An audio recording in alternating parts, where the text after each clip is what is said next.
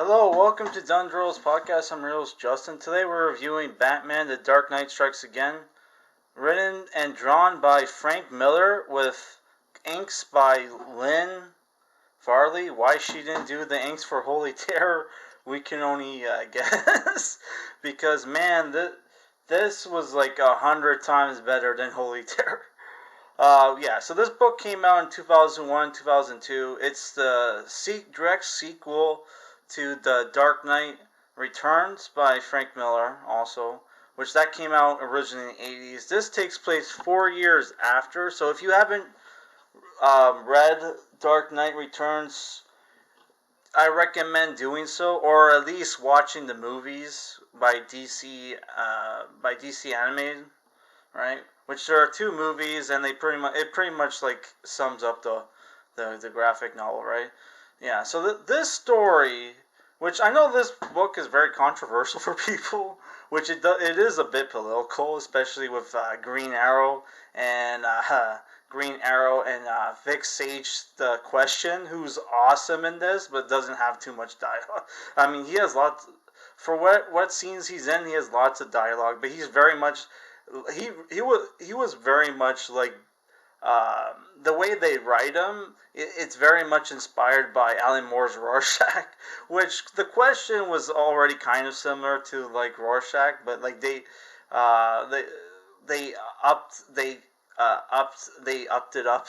They upped it. Oh my god. They made him more. They made the Question more right wing, and obviously Green Arrow's like a communist or whatever. I thought he was a socialist, but they call him a communist in this. And like they have some pretty cool banter back and forth. Green Arrow and the Question, which you can see them there. Yeah. Also, Batmites in here. There's a lot of cameos, right? Yeah. So I'll just show you the picture, some of the imagery. Lots of talking heads in this book, right? Right. That's Catgirl, who was Robin in the Dark Knight Returns, is Catgirl in this, and she's like 16, so I guess she was like 12 in the original book. The book starts off with Catgirl rescuing the Atom, right? And that's why the Atom's naked, because his prison was a petri dish, and it was pretty crazy, man. Oh my god. Yeah. So the book is basically about. If you've read Dark Knight Returns, you know that the superheroes were pretty much disbanded, right? They were forced to retire, but like a couple people didn't. Green Arrow didn't. Superman went to work for the government, and Batman kind of went rogue after a while. And Green Arrow lost his arm fighting against Superman, which he gets a robot one in here, and he dons his old costume. It looks pretty cool. Green Arrow is actually pretty funny in this book. So the story is basically about basically it. There's a lot of this book is very. Very prophetic, where it reminds a lot of the stuff in this book reminds me of stuff going on today, where the president of the United States is like basically not real. He's like a CGI image, right? He's basically a puppet, which people will say like Joe Biden may or may not be a puppet right now. Old dementia Joe. Sorry to talk politics, but yeah. Who's like basically a CG image, right? And the people really running, the. Let's see if I can find it. I can't find it. Yeah, the people basically running the United States is Lex Luthor, who's like really fat, and Brainiac, who sometimes appears like a frog in here. Don't know why. And and they're the ones running the United States and the world, and they're batshit crazy. They have like planetary weapons pointed at the planet, right? And they basically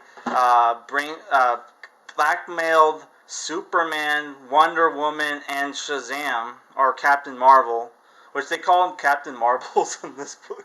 Some kid calls him Captain Marbles, which I thought was funny, right? And yeah, they're basically blackmailed into like being like a secret Justice League where they go out and handle planetary threats to the planet and they go around saving people from natural disasters, but at the same time they have to be stealthy. They can't be seen, right? Because the Luthor and Brainiac doesn't want people to know that, hey, the superheroes are still around. They want them to be a myth, right? Yeah. And how they're blackmailing Superman is they have the secret. They destroyed the secret.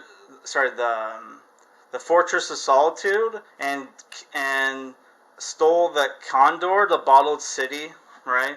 Which it has the last city of Krypton inside that bottle, where like there's like 10 million Kryptonians like that are in that bottle, right? I really love how they drew Captain Marvel, right?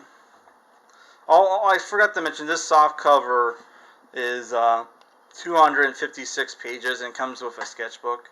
Yeah.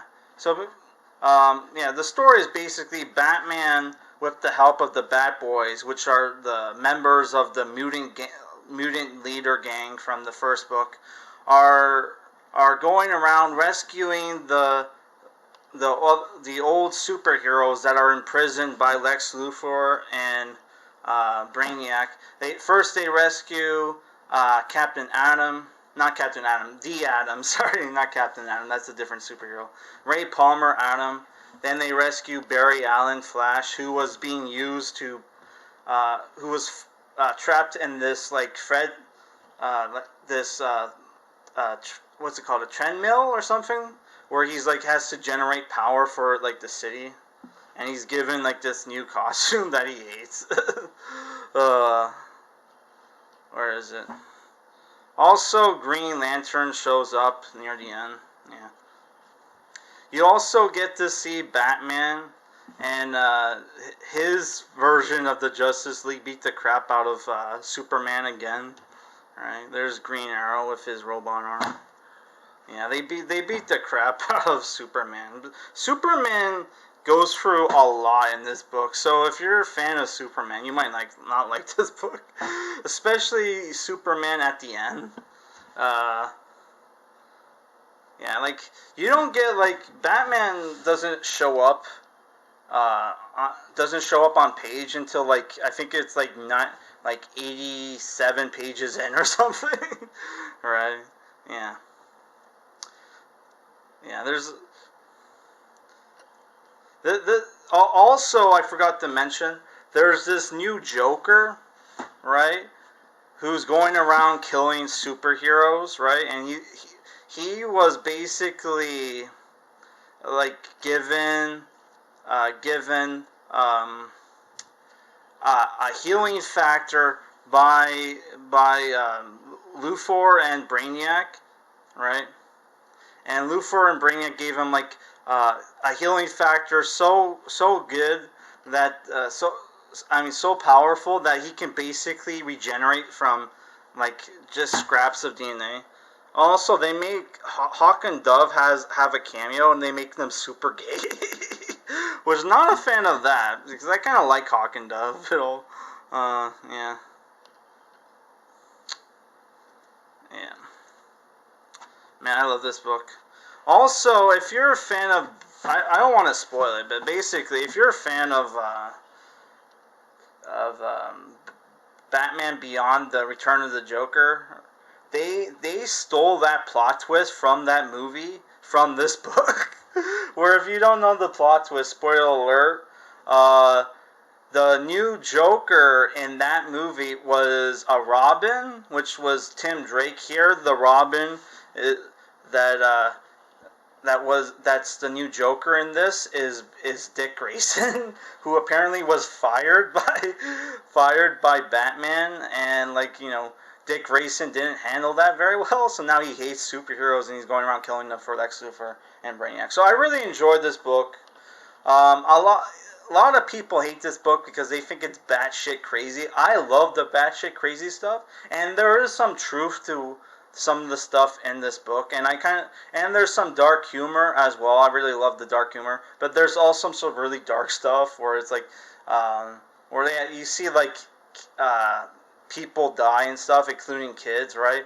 And Batman and his like team of superheroes pretty much let that happen so they can uh, go after Lex Luthor and Brainiac. So they let basically Superman and his team just handle that by themselves, right? Yeah, which was pretty messed up. Like Batman has always been like like he's not one of those superheroes that goes around saving people. He's the one he avenges people, right? He goes after the criminals, right? He punishes the criminals. He's like the Punisher, right? But he doesn't kill. Well, this Batman kills, by the way, because he killed the old Joker in the original, right? So I don't know. I love this book. The art is a little rough, right? But you know, a little rough, and the storytelling in the book is uh, a bit wild and crazy. But I don't know. I really enjoyed this book, right, man? And I really hope if they'll probably never give this an animated adaptation, but if they do, they should probably they should probably get the studio that made that Dead Leaves movie, because the art style in that Dead Leaves movie is very similar to Frank Miller's art style in this book, right? And so is the crazy colors, man. Which the inking, man, like the inking is like really well done. Also, Plastic Man's in this book, right? Also, Batman scars up Lex Luthor's face with a Z for like the Z for Zorro, because he when he went to go see when his parents died, he went to go see that A Legend of Zorro movie or whatever. So, oh sorry, not the Mark of Zorro, not the Legend of Zorro. I'm thinking of the Antonio Banderas movie. Also, Hawkman and Shira Hawkgirl are dead, but they have a son, and he gets to kill Lex Luthor because he killed his parents. He shows up out of nowhere and like hits him with this morning star in the face. And like Batman's like, way to go, kid, that was great. Jesus Christ, Bruce. Barry Allen's like, get used to it, Barry. These youngsters play it rough. It's a whole new ball game. I love that, man. I love this book, man. If you haven't read this book, I recommend giving it a chance. And like, if you're wondering politically where this book leans to, it's not this book politically, despite the fact that I mentioned there's a right-wing question and a left-wing Green Arrow. This book, in my opinion, does not lean specifically left or right. Maybe libertarian because they're anti-tyranny, but like, yeah, I think this is more or less a political neutral book, and it's just anti-tyranny, which we can all get behind, right? Yeah. All right, that's the end of this review.